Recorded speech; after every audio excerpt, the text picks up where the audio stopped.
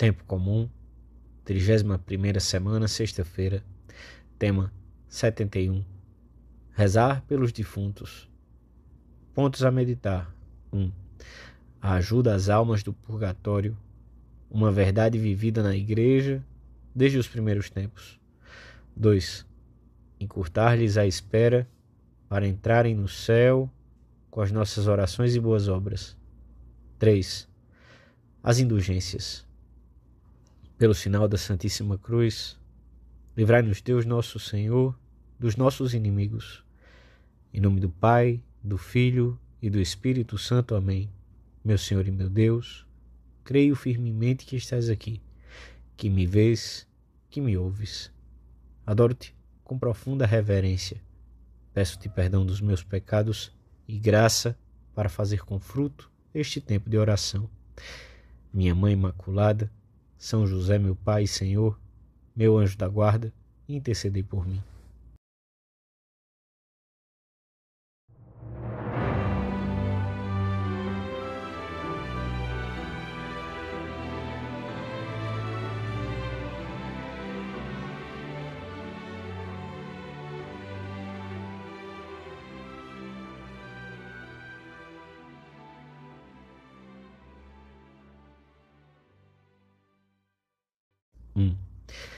Neste mês de novembro, a Igreja, como boa mãe, multiplica os sufrágios pelas almas do purgatório e convida-nos a meditar sobre o sentido da vida à luz do nosso último fim, a vida eterna, para a qual nos dirigimos a passos rápidos. A liturgia recorda-nos que o nosso amor pode chegar às almas que se purificam no purgatório, merecendo por elas e abreviando-lhes o tempo de espera. A morte não destrói a comunidade fundada pelo Senhor. Aperfeiçoa. A união em Cristo é mais forte que a separação corporal, porque o Espírito Santo é um poderoso vínculo de união entre os cristãos. O amor e a fidelidade dos que peregrinam na terra chegam a fluir até eles, levando-lhes alegria e encurtando o espaço que os separa da bem-aventurança eterna. É uma corrente de solidariedade que se produz mesmo que não adiramos a ela expressamente e que se torne ainda mais eficaz se o fazemos conscientemente. Na liturgia das horas de hoje, lemos a narração de uma batalha que os israelitas ganharam com a ajuda divina. No dia seguinte ao da vitória, quando Judas Macabeu mandou cuidar dos corpos dos combatentes caídos na luta, descobriu-se que tinham morrido os que traziam entre as roupas objetos consagrados aos ídolos dos povos vizinhos. Judas Macabeu ordenou então que se fizesse uma coleta e se enviasse o produto a Jerusalém, para oferecer sacrifícios pelos pecados, porque, conclui o autor sagrado, obra santa e piedosa é orar pelos defuntos, para que sejam absolvidos dos seus pecados. Inúmeros epitáfios e muitos textos testemunham que a Igreja, desde os primeiros tempos, venerou com grande piedade a memória dos defuntos e ofereceu sufrágios por eles, plenamente convencida de que podia aliviar as penas das almas do purgatório. Pois se os homens de Matatias expiaram com oblações os crimes daqueles que caíram no combate depois de terem agido impiamente, comenta Santo Efrem, quanto mais os sacerdotes do Filho expiam com santas oferendas e a oração dos seus lábios os pecados dos defuntos. O costume de rezar pelos defuntos arraigou-se tanto entre os primeiros cristãos que muito cedo se estabeleceu um momento fixo dentro da missa para recomendá-los a Deus, mesmo nome por nome. Lembrai-vos, ó Pai, dos vossos filhos e filhas que partiram desta vida, marcados com o sinal da fé. A eles e a todos os que adormeceram no Cristo, concedei a felicidade, a luz e a paz.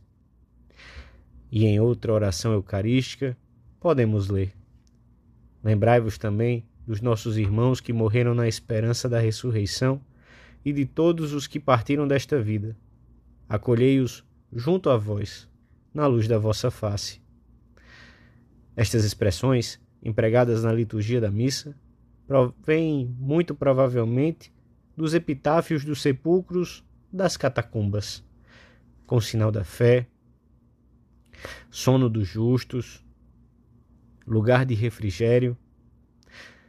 São fórmulas que se encontram nos cemitérios romanos dos primeiros séculos e nas atas dos mártires.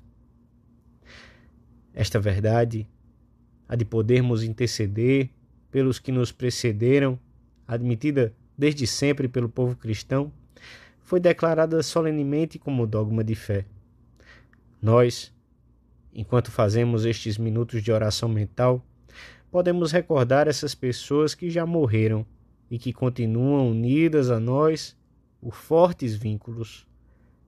Vejamos hoje como é a nossa oração por eles.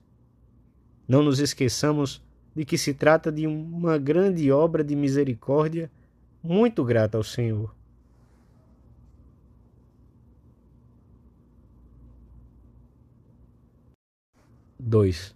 Ó Deus, Tu és o meu Deus, eu te busco desde o amanhecer.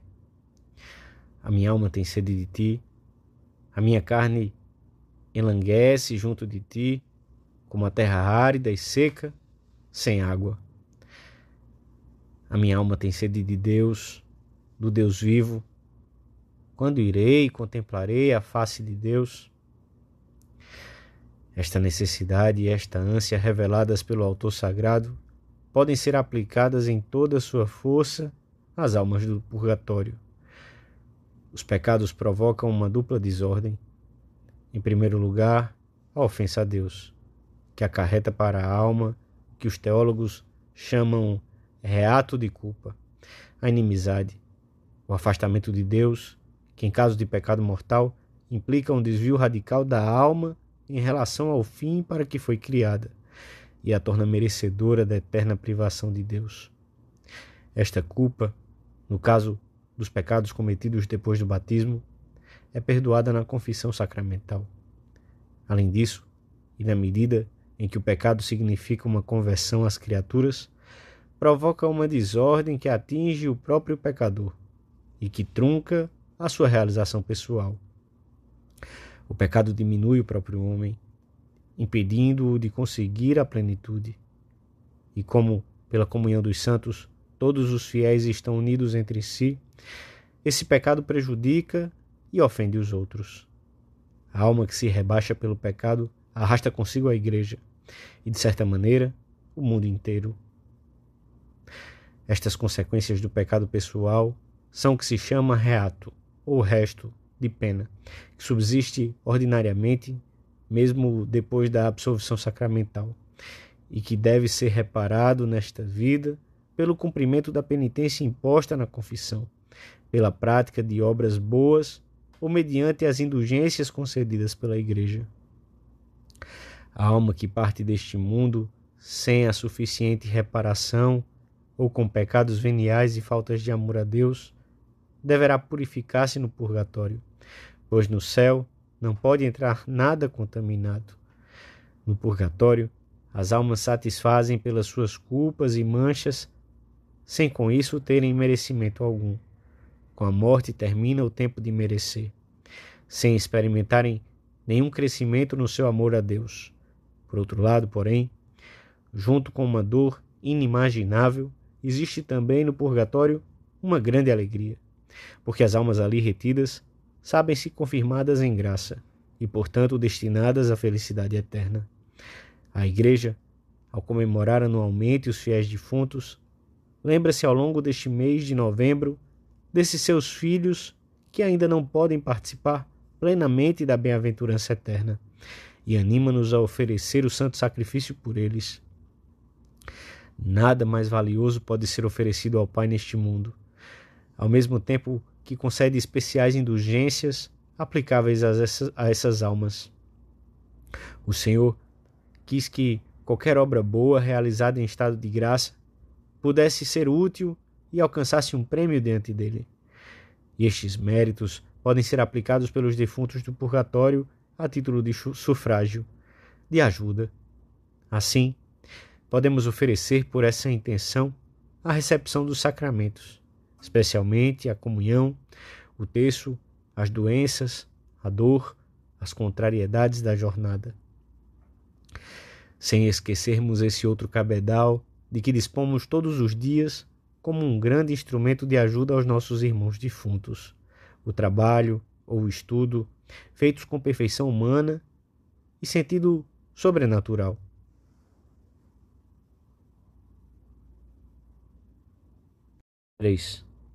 As indulgências, plenárias ou parciais, que podem ser aplicadas como sufrágio, têm uma particular importância na ajuda que podemos prestar às almas do purgatório. Algumas até foram previstas exclusivamente em favor dos defuntos. A Igreja concede indulgência parcial por muitas obras de piedade. Estão, neste caso, a oração mental, a recitação do Ângelus ou do Regina Coeli, o uso de um objeto piedoso, crucifixo, terço, escapulário, medalha, abençoado por um sacerdote, se tiver sido abençoado pelo sumo pontífice ou por um prelado, ganha-se indulgência plenária na festa de São Pedro e São Paulo, após um ato de fé.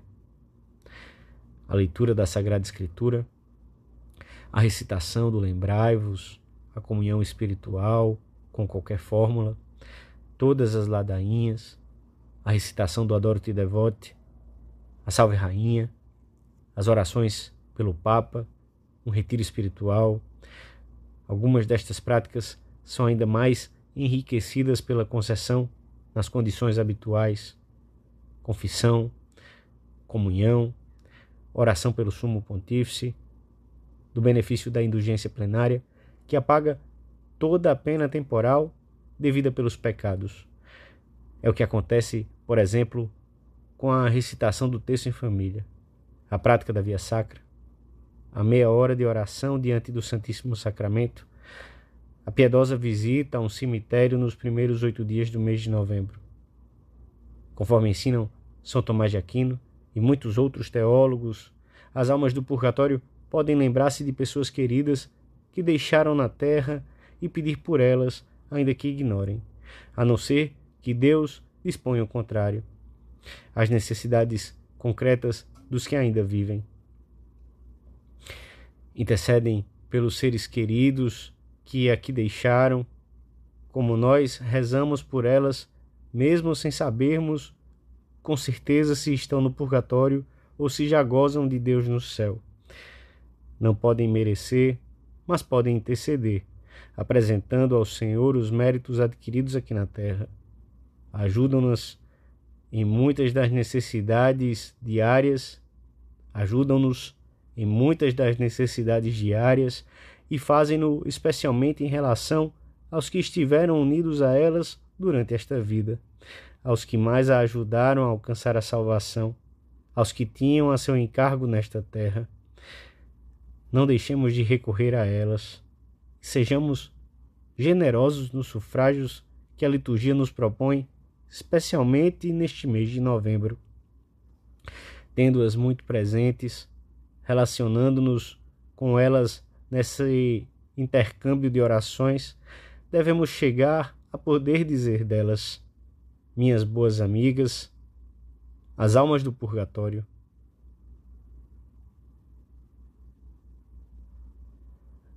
dou-te graças, meu Deus, pelos bons propósitos, afetos e inspirações que me comunicaste nesta meditação. Peço-te ajuda para os pôr em prática.